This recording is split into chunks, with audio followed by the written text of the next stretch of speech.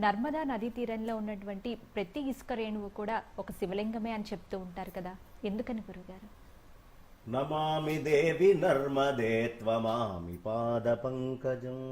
అమ్మా నర్మదా, నీ పద పద్మాలకు నేను నమస్కరిస్తున్నానమ్మా అని ఆదిశంకర భగవత్పాదాచార్యులు వారు చెప్పారు. ఈ నర్మద ఓంకారేశ్వరము అని చెప్తారు.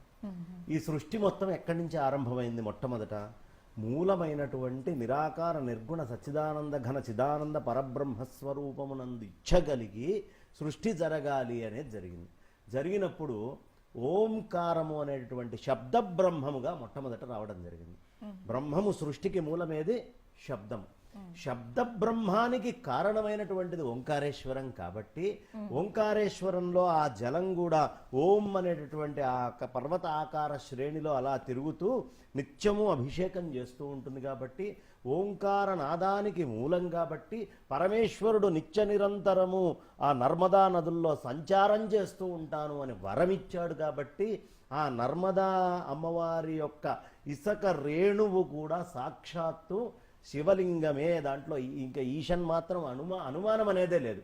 కాబట్టి ఓంకారేశ్వరం అనేటటువంటి ఆ శబ్ద బ్రహ్మానికి గుర్తుగా తీసుకొని వచ్చింది. ఇందాక అడిగినటువంటి జ్యోతిర్లింగాలలో ఇది కూడా ఒక జ్యోతిర్లింగము.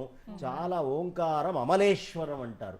అంటే సమస్తమైనటువంటి మలాల నుంచి దూరం చేసేటటువంటిది. మలం నుంచి ఎప్పుడు దూరం చేయగలదు? అది అమలమైనప్పుడే కదా. అది అమలమై మనందరినీ అమలం చేస్తుంది. కాబట్టి శబ్ద భాండాగారం అనేది ఎప్పుడూ మలము పట్టి ఉండదు. కాబట్టి అది బ్రహ్మమే అయి ఉంది. కాబట్టి సాక్షాత్తు బ్రహ్మమైనటువంటి దానికి మలం ఉండే అవకాశం లేదు అని అమలేశ్వరుడిగా ఆయన్ని చెప్తారు.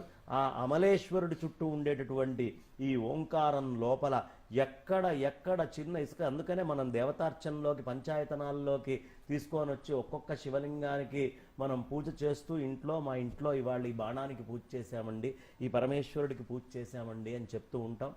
శివుడి యొక్క వైభవాలు ఎన్ని రకాలో అన్ని రకాలైనటువంటి వైభవాలు నర్మదా నది లోపల నిక్షిప్తమై ఉన్నాయి. దీంట్లో అనుమానం లేదు. ఎన్ని రకాల బాణాలు దొరుకుతాయంటే అర్జునుడు ఆయన గొడ్డలితోటి కొట్టినటువంటి గుర్తుతోటి కూడినటువంటిది, అలాగే పార్వతీ పరమేశ్వరుల యొక్క కలయికతోటి కూడినటువంటిది, అలాగే చంద్రమౌళీశ్వరుణ్ణి ధరించినటువంటిది. ఇలా శివుడికి ఎన్ని రూపాలున్నాయో అన్ని రకాలైనటువంటి రూపాల లింగాలు దొరికేటటువంటి ప్రదేశం ఏదైనా ఉంటే అది నర్మదా, ఆ నదీ తీర ప్రాంతమే, అది ఓంకారేశ్వరమే.